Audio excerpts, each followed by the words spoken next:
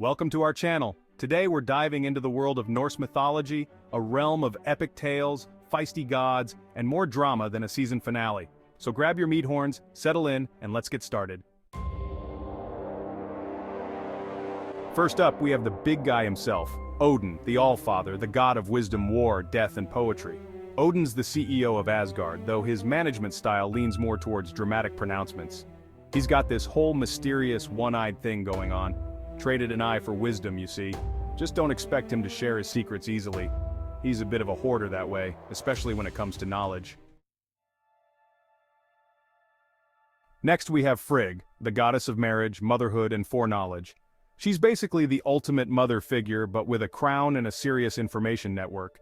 Even with all that wisdom, she still went for the one-eyed, drama-loving CEO. Well, love is blind, or at least in this case partially sighted. Maybe she saw a good side to him that nobody else did. Now let's talk about Thor, the god of thunder, lightning, storms, and basically every loud, chaotic weather event. He's like the original superhero, complete with a magical hammer called Mjolnir.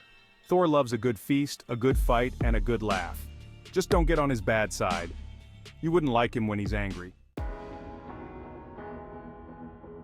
Meet Balder, the god of beauty, purity, and light. Think of him as Asgard's golden boy, literally. He shines so brightly it's practically blinding. Everyone loves Balder. He's kind, compassionate, and about as threatening as a fluffy bunny rabbit. He's the kind of guy who sees the good in everyone, even his mischievous brother, Loki. Let me introduce you to Tyr, the god of war and justice. He's the ultimate warrior, known for his courage and sense of fairness. He willingly sacrificed his hand to the giant wolf Fenrir. Tyr is the kind of god who puts his hand, or lack thereof, where his mouth is. Ah, Loki. The trickster god, the agent of chaos, the master of disguise, the god of mischief. He's a shapeshifter, a storyteller, a master manipulator, and a bit of a wild card. You never know what he's going to do next, but you can bet it'll be entertaining.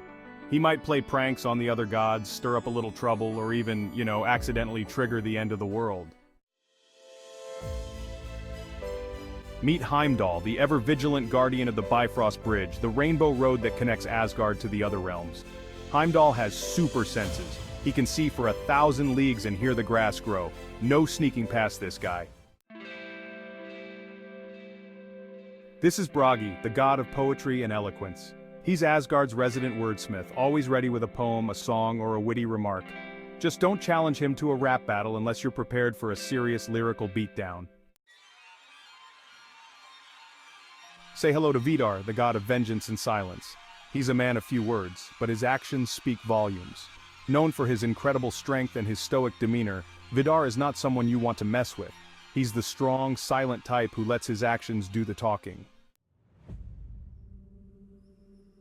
This is Vali, the god of revenge. He's a bit of a mama's boy, but with a very specific set of skills, namely avenging the death of his brother Balder. He was born for one reason, to avenge Balder's death. Talk about dedication. Meet Hoder, the blind god who accidentally killed his brother, Balder. Loki, the trickster god, tricked him into throwing a mistletoe dart at Balder. This unfortunate incident basically kick-started Ragnarok, the Norse apocalypse. This is Forseti, the god of justice and mediation. Forseti is the ultimate peacemaker, always trying to find common ground and resolve disputes. Think of him as Asgard's very own Judge Judy, but with less yelling and more divine wisdom. Say hello to Hermodar, the messenger of the gods. He's got these winged boots that let him travel between the realms at lightning speed. He's also known for his courage, as he once volunteered to ride down to the underworld to try and bargain for Balder's release. Meet Njord, the god of the sea, winds, and fishing. He's a bit of a chill dude, as you might expect from someone who spends so much time by the ocean. Njord is a Vanir god, which means he's from a different tribe of gods than the Aesir. Let me introduce you to Freya, the goddess of love, beauty, fertility, and war. She's also a bit of a fashion icon, known for her beautiful jewelry and her chariot pulled by cats. This is Freyr, the god of fertility, prosperity, and harvests. He's often depicted with a boar, which is a symbol of fertility and abundance. He's also got this magical sword that can fight on its own. Say hello to Nerthus, the earth goddess. She's associated with fertility, agriculture, and peace. She's often depicted riding in a wagon, bringing fertility and prosperity to the land. Meet Hel, the ruler of the underworld, Helheim. She's often depicted as half black, half white, symbolizing her dual nature as both life and death. She's actually quite fair, welcoming all who enter her realm, regardless of their deeds in life. This is Sif, the goddess of fertility and grain. She's known for her beautiful golden hair, which in a rather unfortunate incident was shaved off by Loki. Don't worry though, she got a new set of locks made by dwarves. Let me introduce you to Idun, the goddess of youth. She's the keeper of the golden apples that grant the gods immortality. These apples are basically the Norse equivalent of the fountain of youth, keeping the gods young and vibrant. Say hello to Skadi, the goddess of winter, mountains, and skiing. She's a fierce hunter, a skilled skier, and a bit of a loner. She's also got a great sense of humor, as evidenced by the time she tricked the gods into laughing by tying a rope to a goat. Meet Air, the goddess of healing and medicine. She's got a vast knowledge of herbs, potions, and magical cures.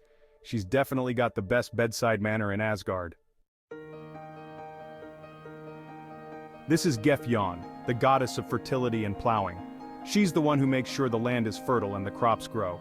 Legend has it that she plowed an entire island away from Sweden using her 4 oxen sons. Say hello to Ran, the goddess of the sea. She's married to Aegir, the god of the sea, and together they rule the waves. She's often depicted with a net which she uses to drag sailors down to a watery grave. Meet Aegir, the god of the sea. He's known for his hospitality, often hosting lavish feasts for the gods in his underwater hall. He's also a powerful force of nature, capable of whipping up terrifying storms.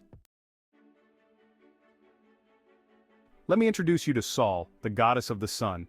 She's the one who drives the sun chariot across the sky every day, bringing light and warmth to the world. This is Mani, the god of the moon. He's Sol's brother and he drives the moon chariot across the sky every night. He's also constantly being chased by Hati, another giant wolf who wants to devour the moon. Say hello to Uller, the god of hunting, archery, and skiing. He's a skilled archer, a fearless hunter, and a champion skier.